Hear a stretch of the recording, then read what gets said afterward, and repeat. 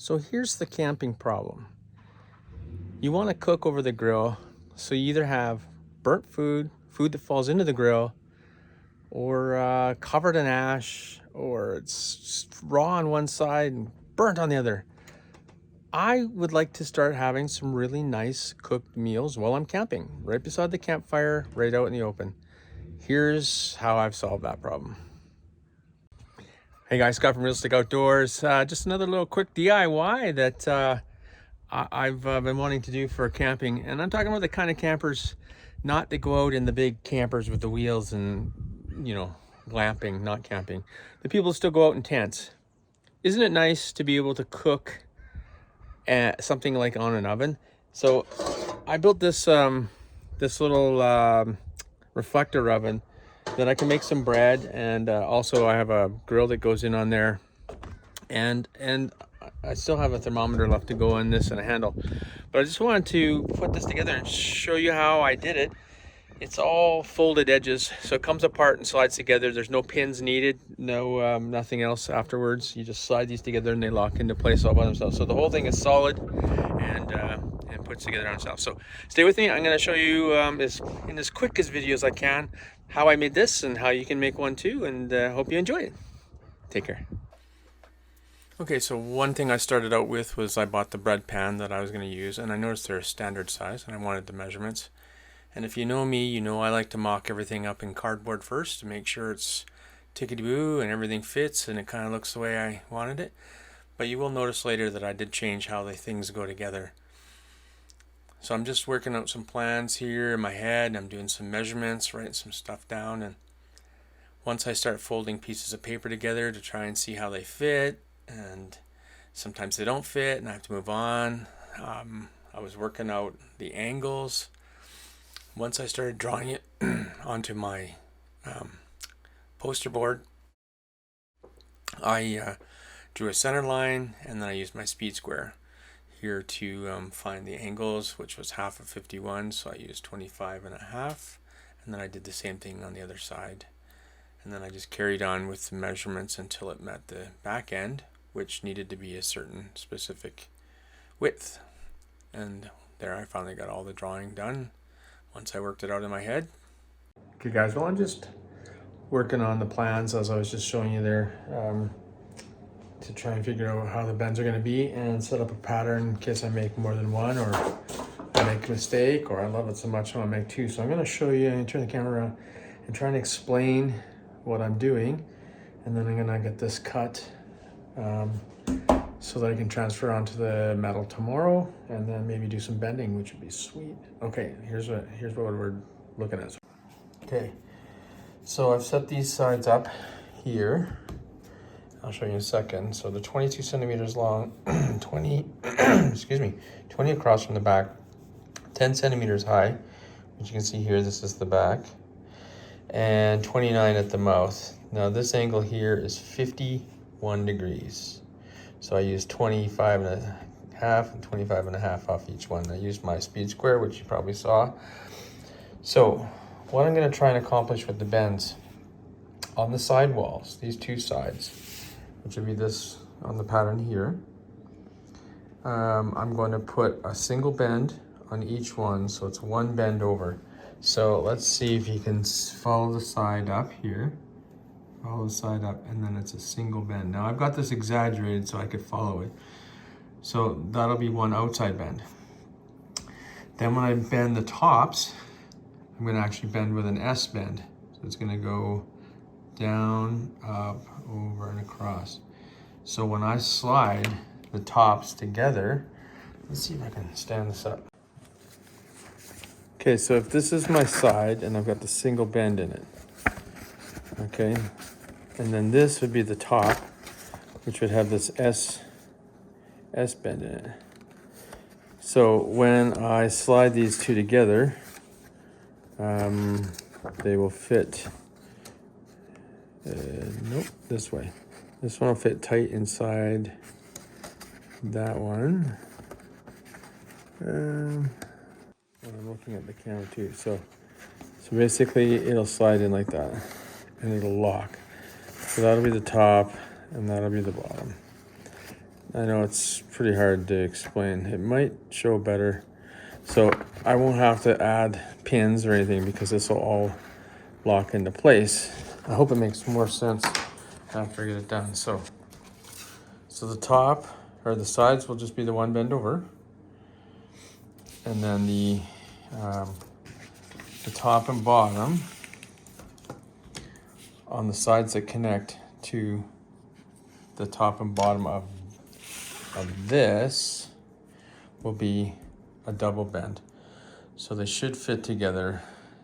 This will slide into this, and then I'll slide another bottom one into this, and then I'll take the back, which will also have a double fold, and this will be a single fold, or sorry, this will be a double fold. That'll be a single fold, but then bent out, and the back should slide into place. I know it's it's kind of hard to understand.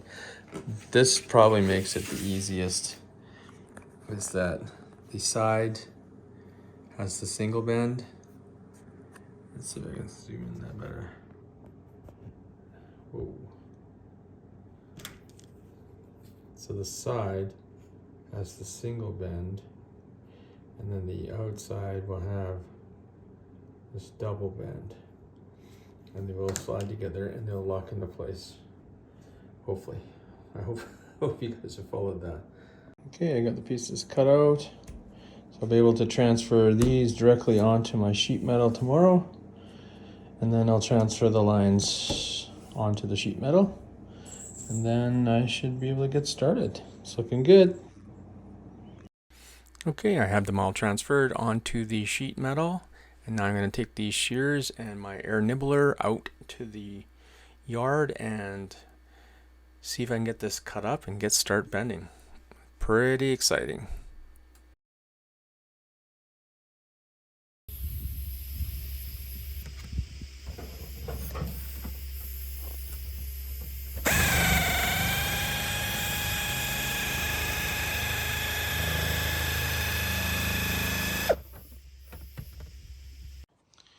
Okay, I got all the pieces cut off. This is why I don't tend to use the nibbler. It tends to be a little bit of waste, but there was a lot of long cuts and I wanted to get that done outside, and then I can take the cutters inside, the hand cutters, hand shears, and then just nip the corners and fine tune these lines. And then I will draw the second set of fold lines, and then I'll be ready for bending. Pretty sweet. Also, in Canadian typical fashion, it's still winter out, but who cares, right? Best time of the year, there's no bugs. So just use these shears to clean up the little tabs. It's 26 gauge, galvanized, dipped. So once I give this a light sand, the galvanized will be off.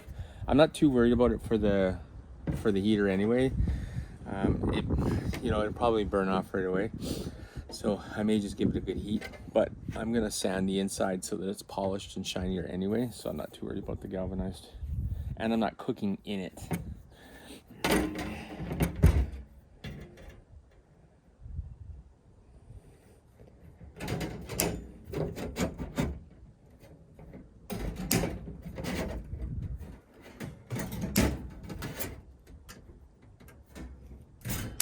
Yeah, I use the nibbler just to get these into manageable sizes, because these shears, although would work, are a bit of a pain when you have that big piece. So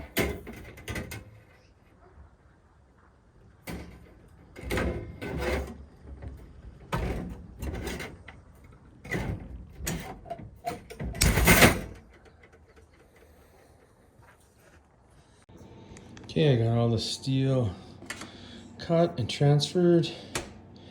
I'm assuming there's going to be a left and right because they're not exactly the same on both sides. So I made sure there was a left and a right, so I'm not making two exact sames just in case.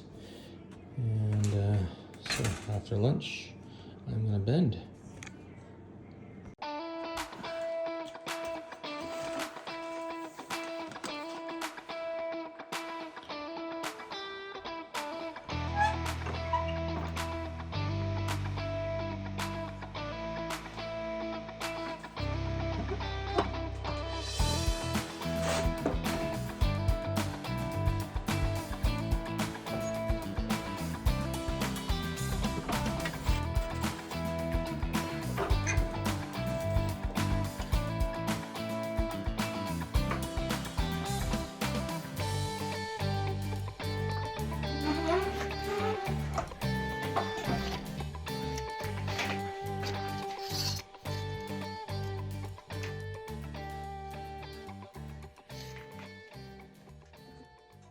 Okay, I got the first bends. I just wanted to test my theory, make sure that what I was talking about was actually working, because, you know, it always works better in your brain. So here's the one side, and on the inside I have this rollover bend, and on the back piece I have just a flattened over edge. And so in theory, when I put this together, I should be able to just stick this back piece in and then tap it into place. And then that would be the actual connection. So it's a solid joint that comes apart with just sliding it into place. So looks like the theory will work. I just need to find out if I can get it all to work with all the other spaces and the other stuff in the way. Like maybe once this is in place, you have to put the back in first and then slide the tops in. So the tops will slide exactly the same way, except that this bend will be on the tops and this bend will be on the sides. All right, well, let's get some more bending and see if it actually works. Okay, you probably also noticed I have this thin strip that when I'm bending, I've been adding it inside. And that's to keep those from collapsing. Like I want to have an actual space in there. And if I didn't have that in place, when I banged them or bent them, then they would be too tight for the other piece to slide into. So I'm using the exact same metal. I just took an off cut of one of these, and I'm using that to reference the bend.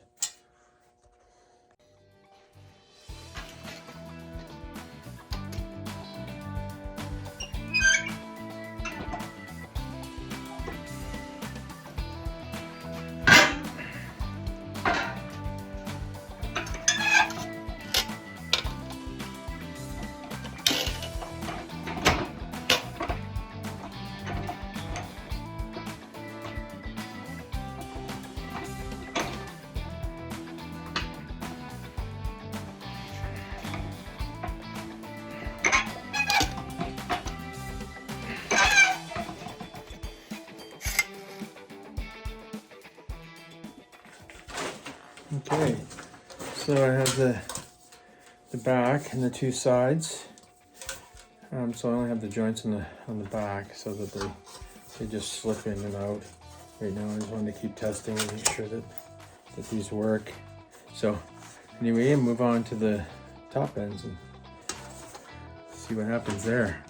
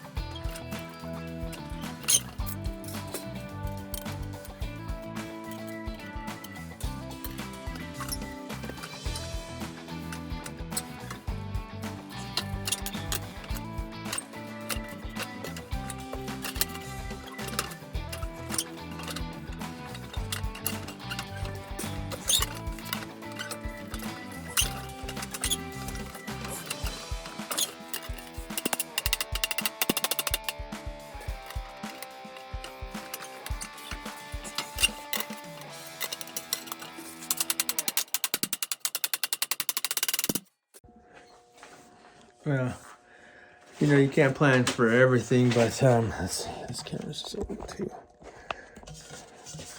So I had a double fold on the front. I can't even remember why I did it, to stiffen it up. I mean, this thing is like rock hard now, but it probably wasn't necessary, probably a single bend, but I had planned on those to be, you know, like that. But this one was a little bit longer, so I'm gonna have to trim that somehow, probably with a little grinder, because the other end won't slide into this with that in the way. So I gotta do a little fix up on that. Otherwise, should work. Okay, just give it a quick buzz on the grinder. I'm just gonna see with the zip disc. I'm just gonna see if I can pry it off, because I don't want to cut through by accident. Okay, I got the two sides bent and tested the slides. The only thing I've got is a little bit of an overhang here again on this one. I might have to stick the grinder in it, but I'm just gonna see if it'll slide in there first. But I will have to clean these up with a file or my grinder, but I'm a little concerned about this piece, so it might not actually slide. Where's the camera on this? Right there. It's blurry. So yeah, that piece right there, I think it's going to affect how the top piece slides in. So I'm going to go work on the top pieces now. See you a bit. Hopefully this will assemble together.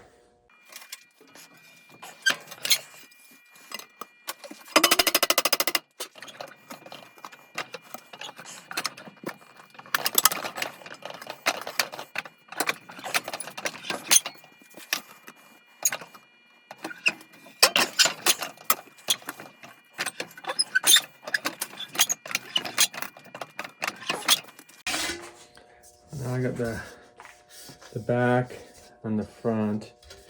Now I just have to connect the slides, bend the slides. But I have to go over my drawings again and make sure I bend these in the right direction, or it won't work at all. So it's coming, getting close. Well, I got way too excited with the bending and I flattened that down when really it's supposed to be 90 degrees. No wonder I couldn't figure it out. So I just have to unbend both sides and make them like this. Well, what are you gonna do? Okay, it was at this point that I realized that these gaps could be controlled, but I was thinking that maybe having them curved would reflect more heat back. So I added a couple bent pieces that I used a spot welder for, because I was going to spot weld these little shelf brackets anyway. So I've added the shelf brackets and made a couple curved pieces on the back, and it actually fills the gap, and it really helps, as far as I'm concerned, reflect the heat back up. The other thing to remember is you don't have to have a spot welder. You could drill a couple holes and put a couple rivets if you don't have a spot welder handy. I happen to have one. I use it once in a while for small stuff like this, and it comes in handy quite often. So, but drilling say 4 rivets per bracket would have been just as lovely. But I just like playing with that spot welder. It's fun.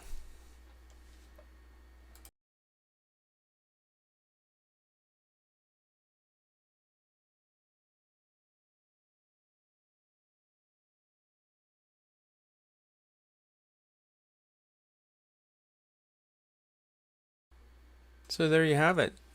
Slides together pretty easy. I have one piece that's kind of tight at the back, on the back piece. I've fixed that since. Everything slides together pretty nicely. There's no sharp edges because everything is folded over at least once. And this little oven is going to see a bunch of use. And in fact, keep tuned. I'm going to show you some nice bread and some nice baking that we do on some of our trails this summer. So I'm pretty excited. Thanks again for watching, and I hope you learned something, and I hope I've inspired you to make something. And if you do get a chance and you've liked what you've seen, maybe give a chance to click the like, make some comments, and possibly subscribe. Thanks for tuning in, and have a great day, and do some serious camping this summer.